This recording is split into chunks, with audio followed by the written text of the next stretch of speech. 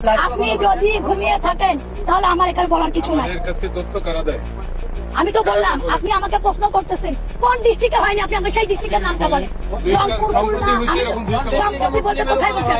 কোন ডিস্ট্রিক্টে মুসলিমের উপরে হয় নাই? শেখ হাসিনা প্রেসিডেন্ট ছিল, প্রধানমন্ত্রী ছিল, উনি কি মুসলিম না হিন্দু? মুসলিম না। উনি অন্যায় করছে, ওনারা বের করে দিলে সমস্যা নাই, কিন্তু একজন হিন্দু অন্যায় করলে ওরা বের করে দিলে সমস্যা। আপনাদের সাইনবোর্ডটাই আগে হচ্ছে, সাইনবোর্ডটা পাল্টান। সাইনবোর্ডের মধ্যে লেখা আছে হিন্দু বৌদ্ধ খ্রিস্টান ঐক্য পরিষদ। কেন রে ভাই, আমরা কি দোষ করলাম? আমরা তোমাদের ভাই না?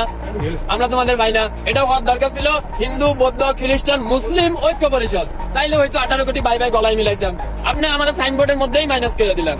আবার আয়া এখানে বলতেছেন সংখ্যালঘু। এখন তো সংখ্যালঘু তিনজন একসাথে, আপনি তিনটে ধর্ম একসাথে, আপনি আমাকে মাইনাস করে দিলেন, মুসলিম মাইনাস করে দিলেন। এখন সংখ্যালঘু কে হইলো?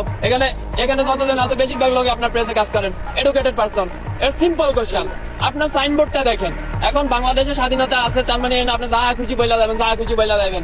এই স্বাধীনতার জন্য আমরা কষ্ট করি নাই, আমরা লড়াই করি নাই, হাজারটা ভিডিও নাই। কয়জন সংখ্যালঘুর উপরে নির্যাতন হয়েছে দেখেন তো? 100 জন, 1000 জন মুসলিমেরা বাইর করে দেওয়া হয়েছে, সবগুলো আওয়ামী লীগের এমপি মন্ত্রী। আমি নাম ধরে বলতে পারবো, ঠিক আছে? আমি যাইয়া 5 তারিখের পরে যাইয়া দুর্নীতি দমন কমিশনের চেয়ারম্যানের নামে মামলা করে দিলাম। ওই শালা আমার কুমিল্লা ছিল, আমার বাড়ি কুমিল্লা, ওর বাড়ি কুমিল্লা। আমি যাইয়া ওর বিরুদ্ধে মামলা করে দিচ্ছি। কেন মামলা করছি? আমি কি দেখছি ও কি হিন্দু না মুসলিম? ওটা তো দেখি নাই। দেখছি সে অন্যায় করছে, 11,000 লাখ কোটি টাকা আমার দেশ থেকে পাচার হয়েছে, এর জন্য সে দায়।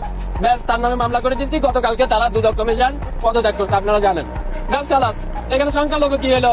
মানে মুখ দিয়েছে তো আল্লাহ, যা খুশি তা বললেই যাবেন, যা খুশি তা বললেই যাবেন। এতদিন তো বলতে পারেন নাই। ওই যে বিশ্বজিৎ, আচ্ছা বিশ্বজিৎ তো সংখ্যালঘু ছিল।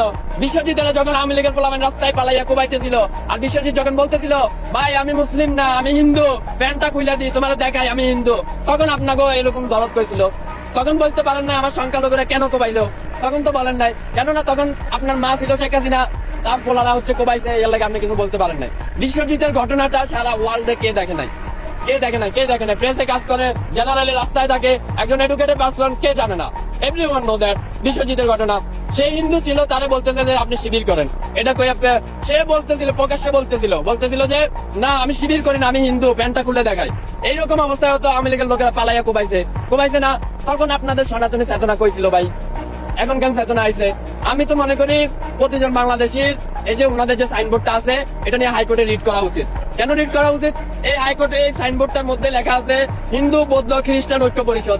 আরে ভাই, 18 কোটি দেশের মধ্যে আমরাও তো মুসলিম, আমরাও তো তোমার ভাই, তুমি আমারে মাইনাস করে দিলা।